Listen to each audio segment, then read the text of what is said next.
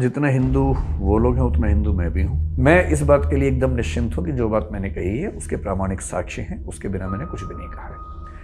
मैंने ट्विटर पे कम समय गुजारा है, अध्ययन में ज़्यादा गुजारा है, मैं उसी में ज़्यादा अच्छा महसूस करता हूँ। और प्रसंग इसमें ये है, फिर मुझे कहना खराब लग रहा है, मैंने क्लास में भी ये बात कही है कि कहते हुए मुझे लगता है कि जबान कट जाएगी मेरी, लेकिन अब संदर्भ है तो मैं क्या करूँ, कहना पड़ेगा। इसका ये परिणाम हुआ कि हमारे घर में पहली बार लोग भयभीत हुए।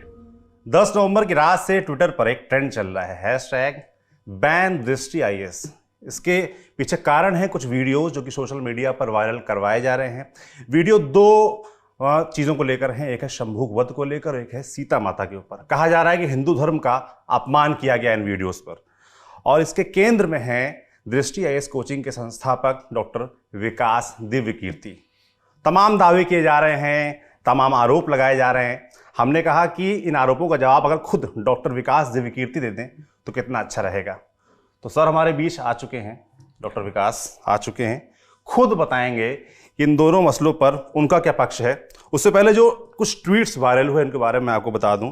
मेजर सुरेंद्र पुनिया हैं, उन्होंने ये वीडियो माता सीता के ऊपर जो एक पूरे आप कह सकते हैं एक क्लिप डाला गया है 45 सेकंड का, एक बड़े सेशन का एक 45 सेकंड क्लिप काट कर डाला गया है।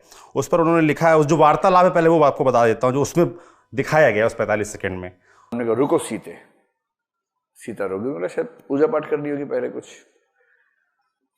तो राम ने जो वाक्य बोला है ना, बड़ा खराब वाक्य बोला भाई। मैं तो बोलते हुए मेरी जबान कट के गिर जाएगी, पर बोलना होगा, क्या करें। तो ऐसा वाक्य बोला है, और वो वाक्य ये है कि हे सीते, अगर तुम्हें लगता है कि युद्ध मैंने तुम्हारे लड़ा है तो तुम्हारी गलतफहमी है। युद्ध तुम्हारे लिए नहीं लड़ा है, युद्ध अपने कुल के सम्मान के लिए लड़ा है। और रही तुम्हारी बात, जैसे कुत्ते द्वारा चाटे जाने के बाद घी भोजन योग्य नहीं रहता है, वैसे तुम अब मेरे योग्य नहीं हो। ये पहली कंट्रोवर्सी है। तो विकास जी, पहली कंट्रोवर्सी जो क्रिएट की जा रही है, और तमाम बीजेपी के नेता हैं और सोशल मीडिया एक्टिविस्ट हैं, कुछ पत्रकार हैं, कुछ धार्मिक लोग हैं, इस तरह के इस क्लिप को काटकर काफ़ी वायरल कर रहे हैं और ये आरोप लगा रहे हैं कि इसको गलत तरीके से कोट किया गया, आप हिंदू धर्म का अपमान कर रहे हैं। इन सभी आरोपों पर आपका क्या कहना है? पहले इस क्लिप पर बात कर लेते हैं। देखिए, पहली बात तो जितना हिंदू वो लोग हैं उतना हिंदू मैं भी हूँ, और मुझे अपने हिंदू होने के लिए किसी और के प्रमाण की ज़रूरत नहीं है। दूसरी बात, जब तक संदर्भ ना पता हो तो उसके बिना कोई बात करना बड़ा निरर्थक होता है। ये क्लिप एक क्लास की क्लिप है, और ये क्लास 2018 या 19 की शुरुआत की क्लिप है। मैं IAS के लिए पढ़ाता हूँ, और जब मैं पढ़ाता हूँ तो मुझे बताना पड़ता है कि जो प्रश्न UPSC में आते हैं उनका आंसर कैसे लिखा जाए। जब वो क्लिप वायरल हुई तो मैंने भी देखी। वो एक प्रश्न ये है कि क्या तुलसीदास के प्रति समकालीन समीक्षा की धाराएं न्याय कर पा रही हैं। समकालीन समीक्षा से मुख्य मतलब होता है दलित विमर्श, स्त्री विमर्श और कुछ और विमर्श, जैसे जनजातीय विमर्श है, ये सब विमर्श है। ये UPSC का प्रश्न है। इस प्रश्न का उत्तर हमें देना होता है, क्लास में लिखवाना होता है। तुलसीदास जी पर यह आरोप हमेशा से लगता रहा है कि वो स्त्री और दलित समाज के समर्थक नहीं थे, उसके विरोधी थे। और ये बात बहुत लोग साहित्य में मानते रहे हैं, विशेष रूप से जो वामपंथी हैं, प्रगतिवादी हैं, वो लोग ऐसा मानते हैं। ये कोई नई बात नहीं है, पुरानी बात है। इस डिस्कशन में मैं ये बता रहा था, जो अगर आपने पूरा वीडियो देखा होगा तो आपको पता भी लग गया होगा। मैं ये बता रहा था कि क्या क्या आरोप तुलसीदास जी पर लगते रहे हैं और क्या क्या उसकी सफाइयाँ दी जा सकती हैं या कुछ लोगों ने दी हैं। मैं आपकी तसल्ली के लिए ना वो सारे ऑथेंटिक टेक्स्ट अपने साथ लेके आ गया हूँ, ताकि मतलब पहली बात तो ये कि अगर मैंने कुछ भी कहा है, अगर मैंने मनगढ़ंत कहा है तो मैं जिम्मेदार हूँ। यदि वो टेक्स्ट में लिखा है, ग्रंथों में लिखा है, तो जिम्मेदारी मेरी नहीं बनती है। मैं इस प्रसंग में ये बता रहा हूँ कि तुलसीदास प्रगतिशील कवि थे, और प्रगतिशील इसलिए थे कि न केवल उन्होंने कुछ नई चीज़ें स्थापित की, बल्कि कुछ पुरानी चीज़ों को छोड़ भी दिया। मसलन आपने पहली बात सीता माता की, तो वहीं से शुरू करते हैं, ठीक है। प्रसंग मैंने जो बताया वो ये है कि श्री पुरुषोत्तम अग्रवाल का एक लेख है जी, और मैंने उस लेख का संदर्भ दिया। पुरुषोत्तम अग्रवाल ऐसे वैसे अध्यापक नहीं है, वो मतलब 30-40 साल की उनकी रिसर्च है, JNU के प्रोफेसर रहे हैं और साथ में UPSC के मेंबर रहे हैं। और UPSC के मेंबर होने का मतलब है कि हम जनरली ये फॉलो करेंगे कि अगर उनकी कोई बात है तो उसको हम ठीक मान के चलेंगे। ये उनकी किताब है संस्कृति वर्चस्व प्रतिरोध इस नाम से। इस किताब में एक लेख है शूद्र पशु नारी, अगर आप देखना चाहें तो ये भी देख लें। और इसमें से मैंने इसमें से पढ़ा था, क्योंकि मैंने संस्कृत में ना रामायण पढ़ी थी ना महाभारत पढ़ी थी, मैंने इस किताब से पढ़ा था। और इस किताब में जब मैंने पहली बार पढ़ा मैं खुद चौंक गया कि ऐसा संदर्भ कैसे है। और वो संदर्भ ये है, वाल्मीकि रामायण की बात है, ये किसी और रामायण की बात नहीं है, वाल्मीकि रामायण की ही बात है। उसके उत्तरकांड में प्रसंग आता है और प्रसंग इसमें ये है। फिर मुझे कहना खराब लग रहा है, मैंने क्लास में भी ये बात कही है कि कहते हुए मुझे लगता है कि जबान कट जाएगी मेरी, लेकिन अब संदर्भ है तो मैं क्या करूं, कहना पड़ेगा। उसमें ये लिख रहे हैं लेखक कि सीता समझती रही कि युद्ध उनकी मुक्ति के लिए हुआ है। ये पृष्ठ 66 है, अगर आप में से कोई भी देखना चाहे तो 66वें पृष्ठ पर नीचे और 67वें पृष्ठ पर थोड़ा ठीक से पढ़ेंगे तो स्पष्ट होगा। जानकारी के लिए बता दूं कि किताब राजकमल प्रकाशन से छपी हुई है। सीता समझती रही कि युद्ध उनकी मुक्ति के लिए हुआ है। राम इस खुशफहमी की कोई गुंजाइश नहीं छोड़ते। यह जो युद्ध किया, विजय प्राप्त की, यह न त्वदर्शन मया कृतः, तुम्हारे लिए नहीं किया। और उसके बाद फिर वो जिक्र करें दो संदर्भों का, एक वाल्मीकि रामायण का और एक महाभारत का। बहुत इंटरेस्टिंग बात है, महाभारत का संदर्भ है। वाल्मीकि रामायण में 6/115 और उसमें 19 से 21वें श्लोक तक जो 3 श्लोक हैं उसमें लिखा है, क्या कोई अच्छे वंश में जन्मा तेजस्वी पुरुष ऐसी नारी को जो दूसरे घर में रहकर आई हो, मैत्री के लोभ में पुनर्वार ग्रहण करेगा। और आगे कुछ कठोर बातें, जिसके बाद अंत में ये कि मैंने तुम्हारा उद्धार किया है, मेरा उद्देश्य सिद्ध हो गया, अब मेरी कोई आसक्ति नहीं, तुम्हारी जहाँ इच्छा हो चली जाओ। ये वाल्मीकि रामायण का प्रसंग है। मैं वाल्मीकि रामायण भी साथ में लाया हूँ, आप चाहे तो उसमें भी देख सकते हैं। तो सर आज पूरी सब किताबें लेकर आए हैं ताकि कोई ये ना कह सके कहाँ से बोल रहे हैं। मैं बिना प्रमाणों की बात करने से बहुत बचता हूँ, संदर्भों के साथ बात करता हूँ। मैंने ट्विटर पे कम समय गुजारा है, अध्ययन में ज़्यादा गुजारा है, मैं उसी में ज़्यादा अच्छा महसूस करता हूँ। उसके एकदम बाद वो क्या कह रहे हैं, महाभारत के रामोपाख्यान में राम का कथन और भी हृदय विदारक है। अब ये महाभारत में देखिए, ये महाभारत लेके आया हूँ और ये महाभारत भी गीता प्रेस की है, जिसको ट्विटर वाले लोग सबसे ज़्यादा प्रामाणिक मानते हैं। वही ये गीता प्रेस गोरखपुर की महाभारत द्वितीय खंड है। इस द्वितीय खंड में एकदम लेटेस्ट, मैंने आज ही ये बुक नहीं खरीदवाई है जानबूझ के। इसमें पृष्ठ संख्या 918 और 919, ये 2 पेज हैं, 918 919, जिसको भी देखना हो इसमें जाके देखें। और ये 291वां अध्याय है और ये अध्याय इसमें मार्कंडेय कह रहे हैं, मार्कंडेय उवाच से यहाँ से शुरू होता है। और जो श्लोक नंबर 13 है, सुवृताम सुवृताम वाप्यहम त्वामद्य मैथिली नोत्सहे परिभोगाय श्वावलीढ़म हविर्यथा सॉरी। अब इतना खराब है कि मुझे बोलते हुए फिर उतना ही खराब लग रहा है। मिथिलेश नंदिनी, तुम्हारा आचार विचार शुद्ध रह गया हो अथवा अशुद्ध, अब मैं तुम्हें अपने उपयोग में नहीं ला सकता। ठीक उसी तरह जैसे वही बात की जो कुत्ते के चाटे हुए भविष्य को कोई भी ग्रहण नहीं करता। यही बात पुरुषोत्तम जी ने अपने लेख में लिखी थी, इसको कोट करते हुए। अब सवाल है कि हम क्या करें। यूपीएससी में प्रश्न ऐसे पूछे जाएंगे कि स्त्री विमर्श के परिप्रेक्ष्य में तुलसीदास का मूल्यांकन करें, दलित विमर्श के परिप्रेक्ष्य में मूल्यांकन करें। स्त्री विमर्श की बात करते ही इसको कोट किया जाता है कि ऐसा रामायण में था। और महानता क्या है तुलसीदास की? तुलसीदास जी ने रामायण के उन प्रसंगों को छोड़ दिया जो रामायण में थे और ठीक नहीं थे। सीता परित्याग, सीता के परित्याग की कहानी हर बच्चा जानता है भारत में। बहुत इंटरेस्टिंग बात है कि वो तुलसीदास की रामचरितमानस में नहीं है, वो रामायण में है, वाल्मीकि रामायण में है और उत्तर रामचरित में है, लेकिन रामचरितमानस में नहीं है। इससे तुलसीदास इस मामले में प्रगतिशील साबित होते हैं। और ये कथन महाभारत का कथन है जिसमें इस संबंध का जिक्र किया गया है। और मेरे इस वीडियो के क्लिप में आपने देखा भी होगा, मैंने जिक्र किया है कि शायद पुरुषोत्तम अग्रवाल जी ने किसी पुस्तक में इसका कोटेशन दिया है। वही पुस्तक आपके सामने मैं लेके आया हूँ, आपको संदर्भ देखना हो तो देख सकते हैं। ये एक डिबेट हुई, मेरे ख्याल से पहली डिबेट आप इसी की बात करना चाह रहे थे, है ना? तो ये जो वीडियो सर 45 सेकंड का जो क्लिप शेयर किया जा रहा है, इस जो आपने बताया ये पूरी बातचीत इस विषय पर थी, इसी पर थी, लेकिन उसमें से काट के उतना ही शेयर किया गया। उस पूरी बातचीत के अंत में मैं ये कह रहा हूँ कि तुलसीदास प्रगतिशील क्यों हैं? क्योंकि तुलसीदास ने ऐसे संदर्भों को छोड़ दिया रामचरितमानस में जो परंपरा से चले आ रहे थे कि हे सीते, अगर तुम्हें लगता है कि युद्ध मैंने तुम्हारे लड़ा है तो तुम्हारी गलतफहमी है। युद्ध तुम्हारे लिए नहीं लड़ा है, युद्ध अपने कुल के सम्मान के लिए लड़ा है।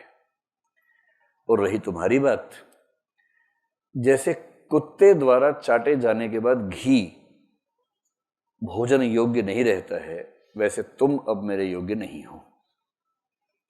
संस्कृत के एक ग्रंथ में राम के मुंह से यह कहलवाया गया है। ये राम नहीं कह रहे, लेखक कह रहे हैं।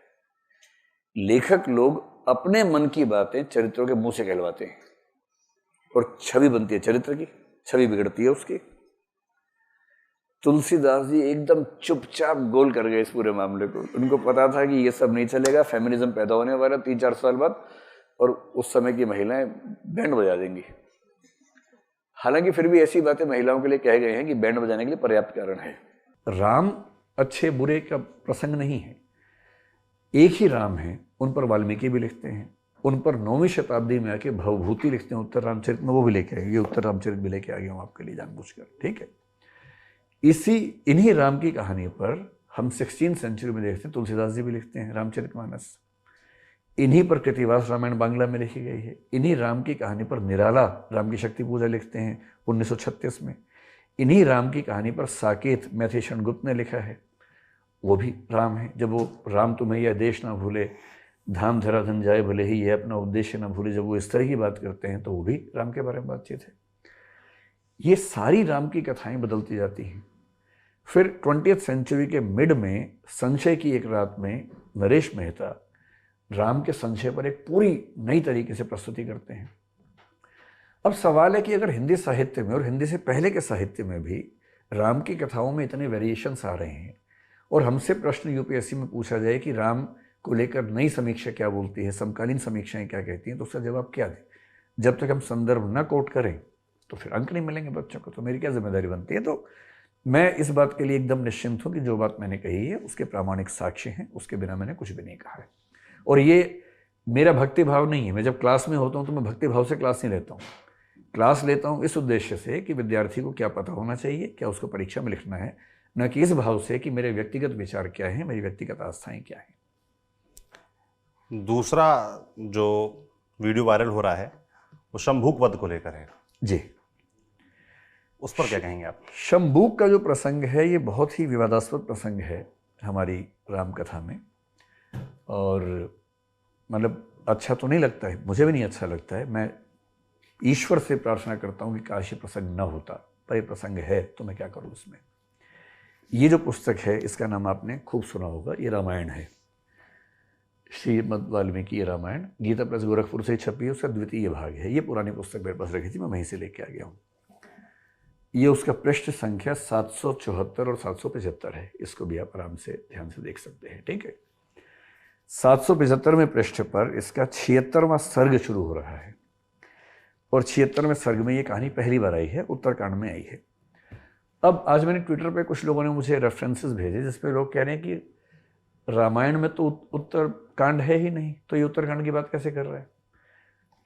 ये गीता प्रेस है, रामायण है, ये रामायण का उत्तरकांड है। इसमें आप अगर देखना चाहें तो देखें, सबसे ऊपर क्या लिखा है, उत्तरकांड। अब कुछ लोगों ने अपनी कल्पना से ये मान लिया कि उत्तरकांड रामचरित या रामायण का हिस्सा नहीं है, तो उसमें मैं क्या कर सकता हूँ, इसमें तो लिखा हुआ उत्तरकांड। और इस प्रसंग में जो बात कही जा रही है वो क्या है? देखिए, मैंने ये संदर्भ क्यों दिया, तुलसीदास क्यों प्रगतिशील हैं। प्रसंग ये है कि शंभूक एक शूद्र व्यक्ति था, वो तपस्या कर रहा था त्रेता युग में। एक, मुझे पूरी कहानी उस समय ध्यान नहीं थी तो मैंने बहुत संक्षेप में कही थी, अब मैं थोड़ा ध्यान से विस्तार में पढ़ा। एक ब्राह्मण के पुत्र की असमय मृत्यु हो गई 12-13 साल की उम्र में, तो वो रोता हुआ विलाप करता हुआ राजा राम के पास पहुंचा। राम उस समय राजा बन चुके हैं। तो राम ने पूछा, बताओ क्या बात है भाई? तो उसने बताया कि मेरे पुत्र की असमय मृत्यु हुई है, और ऐसी अकाल मृत्यु हमारे राज्य में कभी नहीं होती थी, जरूर कोई अधर्म हो रहा है।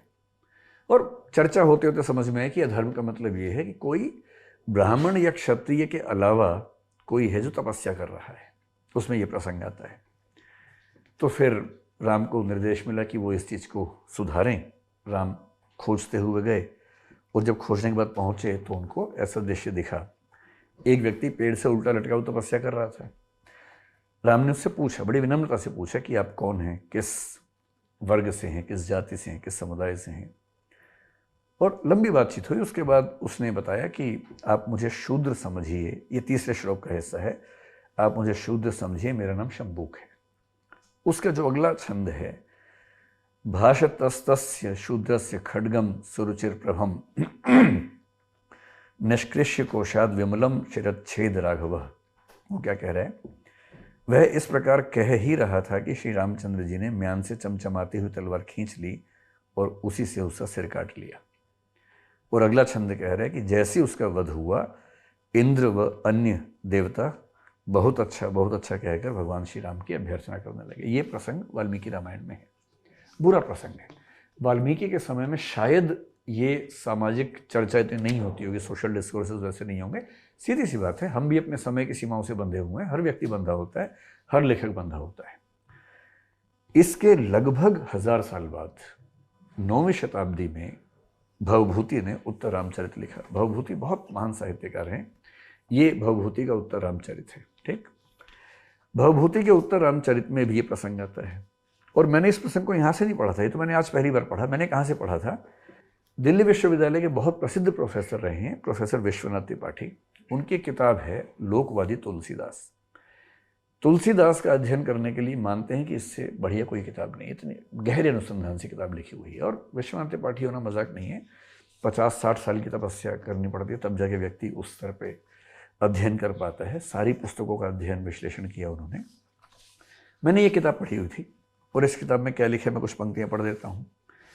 वाल्मीकि, भवभूति, तुलसी और निराला के राम चरित्र में जो अंतर है उसका कारण इन महावीर कवियों के युगबोध का अंतर है। राम कथा में एक प्रसंग ऐसा है, ये इसमें पृष्ठ 25 पर है, कोई पढ़ना चाहे तो पृष्ठ 25 में इस पूरे प्रसंग को देख सकता है। राम कथा में एक प्रसंग ऐसा है जहां वाल्मीकि और भवभूति के राम शंबूक नामक शूद्र का वध करते हैं। उस बेचारे का कसूर यह था कि शूद्र होकर भी तपस्या कर रहा था। वाल्मीकि के राम का प्रसंग है, तो जो मैंने आपको बताया कि जैसे ही उसने बताया कि मैं शूद्र हूँ, उसको अगले क्षण रुचिर प्रभा वाली विमल तलवार को म्यान से निकालकर उसका सिर काट लिया। लेकिन वाल्मीकि के बाद जब भवभूति का जिक्र आता है, बहुत अच्छी बात है कि भवभूति के राम के मन में अंतर्द्वंद्व है कि क्या मैं इसको मारूं या ना मारूं। ये उस वीडियो में है, जो पूरा वीडियो है, मैंने यही बात बताई है उसमें। भवभूति बहुत परेशान है, भवभूति के राम बहुत परेशान है कि मैं क्यों मारूं, भाई तपस्या ही तो कर रहा है। और फिर क्या लिखा है? भवभूति के राम के हृदय में शंबूक को मारते समय द्वंद्व है, उनके मन में करुणा जगती है। फिर अपने को निर्मम बताते हुए कहते हैं कि हे कठोर गर्भा सीता को घर से निकाल देने वाले मेरे दाहिने हाथ, तुझ में करुणा कहाँ। और उसके बाद वो उसका सिर काटते हैं। ये प्रसंग उसमें है। और ठीक यही प्रसंग मैं भवभूति के उत्तर रामचरित भी लेके आ गया हूँ, आप उसमें भी चाहे तो देख सकते हैं।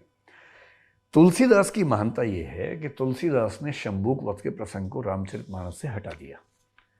और मैं उसमें ये बताना चाह रहा हूँ, जो कि बताया विश्वनाथ त्रिपाठी जी ने लिखा है, उन्हीं की किताब से बता रहा हूँ, कि लेखक सिर्फ इसलिए महान नहीं होता कि उसने क्या लिखा है, लेखक इसलिए भी महान होता है कि परंपरा की कौन सी बात को छोड़ दिया है। तुलसीदास जी ने शंबूक वध के प्रसंग को छोड़कर महानता दिखाई, सीता परित्याग को छोड़कर महानता दिखाई, और इस प्रसंग को बताते हुए पीछे के संदर्भ देने पड़ते हैं। उसी पर यह सारा का सारा शोर हुआ है। साध्वी प्राची विश्व हिंदू परिषद के नेता हैं, उन्होंने भी एक ट्वीट किया है और अपौरुषेय वाली बात का वो जिक्र कर रही हैं आपकी वीडियो का रेफरेंस देते हुए, और लिखा है कि इनके जैसे जितने भी विलियम, एडम और मैकाले के मानस पुत्र हैं, वे जब जब धार्मिक विषयों पर अपनी चोंच खोलते हैं तब तब अपने मुख से मल बचा नहीं करते हैं। और अपौरुषेय शब्द को लेकर जो आपका ये वेद कितने पुराने हैं, इसको लेकर जो विषय आपने रखा था अपना, मतलब उस पर उनका कटाक्ष कौन है नहीं जानता हूँ, मैं ट्विटर पर हूँ ही नहीं। जी, मैंने आज तक ना एक भी ट्वीट किया है, तो मुझे बहुत आइडिया रहता नहीं इन चीज़ों का। लेकिन जो भी है, अगर मेरी किसी बात से आपत्ति है तो कितना बेहतर है कि मुझसे संवाद करने सामने आके, ऐसी क्या दिक्कत है। और जो आप अपौरुषेय, मुझे नहीं पता है क्या वीडियो क्लिप है, लेकिन मैं अंदाजे से बताता हूँ। भारत के कुल 9 दर्शन हैं, और ये जो वीडियो आप, इसमें मैं बता दूं क्या है, इसमें आप किसी एक आदमी का जिक्र कर रहे हैं कि जो कह रहा है कि वेद बहुत पुराने हैं, तो एक बच्चे ने पूछा कितने पुराने, फिर हिमालय की बात आ गई, तो उन्होंने कहा हिमालय भी बने। एक हंसी मजाक। एक बात ये भी है कि ये सारे वीडियो ना यूट्यूब से बहुत पहले के वीडियो हैं, मतलब जब मैं यूट्यूब पे नहीं था उस समय के। क्लास में होने वाली सामान्य बातचीत है, बच्चों से हंसी मजाक है। 3 घंटे की क्लास में हंसी मजाक के बिना ना बच्चे बैठ नहीं पाते हैं, हंसी मजाक हम करते हैं। ये हमारे यूट्यूब चैनल पे नहीं है, किसी ने उस वीडियो कोर्स में से क्लिप निकाल के चला दी है, हमारी सहमति नहीं है इसमें, ये हमारा चैनल नहीं है। ये एक पेड कोर्स की क्लिप निकाल के चलाई गई है बिना हमारी सहमति के। इस बात को ठीक से समझना है। मतलब अगर मैं इसका प्रचार कर रहा होता तो अलग बात थी। मैं इन चीज़ों का प्रचार नहीं कर रहा हूँ क्योंकि मुझे पूरा संदर्भ पता है किस बारे में बातचीत चल रही है। अब बहुत इंटरेस्टिंग बात है कि जो भारत के 6 आस्तिक दर्शन हैं उनमें से कुछ मानते हैं कि वेदों को ईश्वर ने रचा है। एक दर्शन मुख्य रूप से मीमांसा मानता है कि वेदों को ईश्वर ने भी नहीं रचा है, वेद प्राकृतिक हैं, अपौरुषेय हैं, किसने लिखा ही नहीं है। मेरी व्यक्तिगत राय ये है कि ये बात मानना मुश्किल काम है कि अगर कोई रचना है तो वो रचना किसी ने तो की ही होगी। आप बेशक ये मान लें कि ईश्वर ने की है, लेकिन ईश्वर ने भी नहीं की है तब भी वेद लिखे हुए हैं। तो ये मेरी व्यक्तिगत राय है और लोकतंत्र में हर व्यक्ति को व्यक्तिगत राय रखने का हक तो है ही। अगर मेरी राय है कि वेद अपौरुषेय नहीं होने चाहिए, वेदों की रचना किसी ने की होगी, किसी बहुत विद्वान ने की होगी, तो इसमें क्या गलत है? मेरी राय है और अपनी राय रखना लोकतंत्र में कोई अपराध तो है नहीं। एक और कीर्ति आज़ाद, पहले क्रिकेटर, पूर्व क्रिकेटर हैं, जी जी जी, उन्होंने भी सीता माता वाला वीडियो उठाकर उन्होंने इस पर लिखा है। उनको शायद कुछ लोग ट्रोल कर रहे हैं, तो उन्होंने लिखा है कि जो मुझे ट्रोल कर रहे हैं उनकी जानकारी के लिए ये पंक्तियाँ वाल्मीकि रामायण की नहीं हैं, कोई भी कुछ लिख दे वो सत्य नहीं हो जाता। ये वाल्मीकि रामायण है, मैं यहीं छोड़ के चला जाता हूँ, आप उनको बुला के दिखा दीजिए। कीर्ति आज़ाद जी, आपका स्वागत है, क्या कह आकर पढ़ जाइए या मुझे बुला लीजिएगा, मैं दिखा दूंगा उसमें से लाइनें।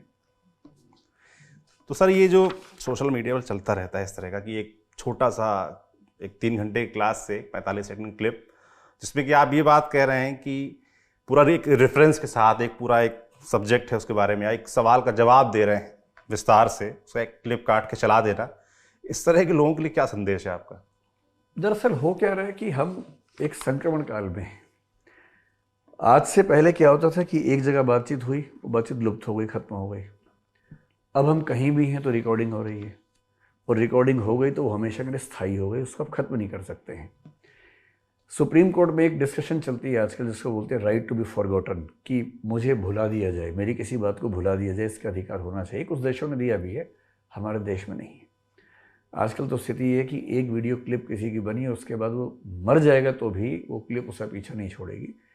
तो ये हमारे दौर का सच है, इस सच से कोई नहीं बच सकता है, हम भी नहीं बच सकते हैं। लेकिन मेरा निवेदन सिर्फ इतना है कि जब सोशल मीडिया इतना ताकतवर है, हर बात को अफवाह बनाना इतना आसान है, तो शक्ति का दुरुपयोग नहीं करना चाहिए।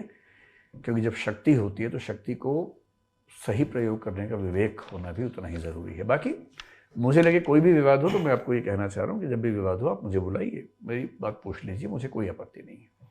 मैं कोशिश करता हूँ कि कोई बात बिना प्रमाणों के, बिना तथ्यों के ना करूँ, आमतौर पर ये कोशिश करता हूँ। बाकी ह्यूमन मिस्टेक सबसे होती हैं, मुझसे भी होती है, हुई होंगी। अगर मुझसे गलती हुई है तो मैं क्षमा प्रार्थी हूँ, लेकिन इन तथ्यों के लिए मेरे पास ये सारे साक्ष्य हैं। तथ्यों से बात होनी है। सोशल मीडिया पे वैसे भी जो तीरंदाज लोग हैं वो तथ्यों का ख्याल बिल्कुल नहीं रखते, एक छोटी सी क्लिप उठाते हैं और वायरल कर देते हैं। आपके समर्थन में भी तमाम लोग हैं और सोशल मीडिया पर जब एक बैन का ट्रेंड चल रहा था तो आज एक सपोर्ट का भी ट्रेंड चला, जो कि इंडिया पर नंबर 1 पर चल रहा था आज की तारीख में, कि आई सपोर्ट दृष्टि IAS करके, वो नंबर 1 पर चल रहा था। और वो लोग ज़्यादातर इस स्क्रीनशॉट को डाल रहे थे जिसको आपने दिखाया भी महाभारत से है। तो मैं ये पूछने वाला था कि सर ये कहाँ से है? महाभारत से आपने इस बारे में बता दिया। महाभारत का रामोख्यान नाम का हिस्सा है वहाँ से। जी, तो इन सपोर्टर से क्या कहेंगे? मतलब सपोर्ट भी अंधेपन से ना करें। अगर देखिए, भगवान राम, मतलब मेरी राय में मर्यादा के सबसे अच्छे उदाहरण वही हैं। तुलसीदास जी के भगवान राम ने खुद एक बात कही है, बड़ी अच्छी बात कही है, और वो ये, मुझे लगता है मैनेजमेंट का लेसन है। वो अपने भक्तों से कह रहे हैं कि मैं ये चाहता हूँ, सो वो एक वाक्य में भूल रहा हूँ, मम अनुशासन माने जोई, पर उसके बाद वो कहते हैं कि मुझे वो लोग पसंद हैं जो मेरी बात को मानते हैं, लेकिन अगर मैं कहीं गलती कर बैठूं तो मुझे भी बिना भय के रोक सकें, टोक सकें, मैं ऐसे भक्तों को पसंद करता हूं। ये भगवान राम का कथन है। तो सो मोही बर जिहु भई बिसराई, ये पंक्ति आती है। तो मेरा मानना है कि अगर मुझे नहीं पता मेरे समर्थक ट्विटर पे कौन है, विरोधी कौन है, मैं ट्विटर पे हूँ ही नहीं, मुझे नहीं पता रहता। पर समर्थक है, उनसे भी कहूँगा कि अंध समर्थन ना करें। विरोधियों से कहूँगा कि एक बार विरोध करने से पहले तथ्य को देख लें, और लोकतंत्र है, विरोध करने का अधिकार तो है ही, क्यों नहीं? अगर मैं गलत हूं तो विरोध होना ही चाहिए, सबका होना चाहिए। तो जो भी कंट्रोवर्सी थी, जो भी वीडियो वायरल किए जा रहे हैं, जो भी आरोप लगाए जा रहे हैं, सभी पर विकास दिव्यकीर्ति जी ने बिल्कुल आराम से विस्तार से जवाब दे दिया है, तर्क सहित दिया है। किताबें साथ लेकर आए थे, धर्म ग्रंथ साथ लेकर आए थे, सभी रेफरेंसेस दिखाए, कोट किए, वो साफ साफ आपने देखे। जो वीडियो चल रहा है वो आपने देखा, जो पूरी बात रखी गई वो आपने सुनी। तो मुझे लगता है कि आपको समझ में आ गया होगा कि सच्चाई क्या है। ज़्यादा मेहनत नहीं करनी पड़ती है, थोड़ा सा रिसर्च करनी पड़ती है, थोड़ी सी जिज्ञासा दिखानी पड़ती है किसी भी सच को जानने के लिए। और फेक न्यूज़ फैलाना तो बड़ा आसान है, कुछ भी दिखा, हमको सूट करता है, उसको वायरल कर दिया, उसको शेयर कर दिया, और ज़रा भी चिंता नहीं की कि इसका समाज पर क्या असर होगा। तो मुझे लगता है ऐसा नहीं करना चाहिए। तो अगर आप ऐसा कर रहे हैं तो इसको रोक दें, ये गलती ना करें। एक बड़ी इंटरेस्टिंग बात बताता हूँ आपको। जब से पिछले 8-10 दिन से सब चल रहा है, शायद 1-2 दिन में ज़्यादा बढ़ गया है जी, तो हम थोड़ा अभ्यस्त हैं इन चीज़ों के, क्योंकि पहले कभी अभ्यास किया नहीं है, आदत रही नहीं है। लेकिन इसका ये परिणाम हुआ कि हमारे घर में पहली बार लोग भयभीत हुए। मेरे घर के छोटे बच्चे भयभीत हुए, और घर के छोटे बच्चों ने कहा कि अब घर से बाहर मत जाना, खतरा है। आस पड़ोस के लोगों ने कहा कि बाहर मत निकलना, खतरा है। ये मैंने पहली बार अपने जीवन में देखा है, पहली बार। और एक दो चीज़ें और जो मैं बताऊंगा नहीं, अभी वीडियो के बाद बताऊंगा क्या क्या हुआ। लेकिन ठीक है, किसी के साथ भी एक अच्छे लोकतंत्र में ऐसा बर्ताव ठीक नहीं है। अध्ययन होना चाहिए, तथ्य देखने चाहिए, विरोध होना चाहिए, संवैधानिक मर्यादाओं के बीच में होना चाहिए। अगर मैं गलत हूँ, किसने एफआईआर भी कर दी है, मुझे पता लगा कि कहीं उत्तर प्रदेश में एफआईआर हो गई है जी, वो शायद पुलिस वाले भी आने वाले होंगे घर पे, जब मैं पहुंचूंगा तो शायद होंगे घर पे। तो ठीक है, अगर मैंने कुछ गलत किया उस पर एफआईआर करें, गलत है तो गिरफ्तार करें, केस चलाएं मेरे ऊपर, सुप्रीम कोर्ट, हाई कोर्ट, जहाँ केस चलेगा चलेगा। कानून का शासन है ना, और कानून के शासन के तहत मैं भी आता हूँ, सब आते हैं, इसमें क्या परेशानी है। लेकिन अफवाहें फैलाना बिना तथ्यों के गलत चीज़ है, किसी के बारे में भी हो। तो जैसा कि विकास जी ने कहा, अफवाहें ना फैलाएं, और कानून से परे वो भी नहीं है। कुछ गलती करेंगे तो वो उसका सामना करने के लिए तैयार हैं, बशर्ते वो मर्यादा में रहकर हो, डर के भाव से ना हो, डराने के भाव से ना हो। आपका जो भी आकलन है हमें कमेंट बॉक्स में लिखकर ज़रूर बताएं, और ये जो फेक न्यूज़ फैलाई जा रही है इसका सच सब तक पहुंच सके, इसके लिए इस वीडियो को ज़रूर शेयर करें। देखते रहिए दी लल्लन टॉप। शुक्रिया।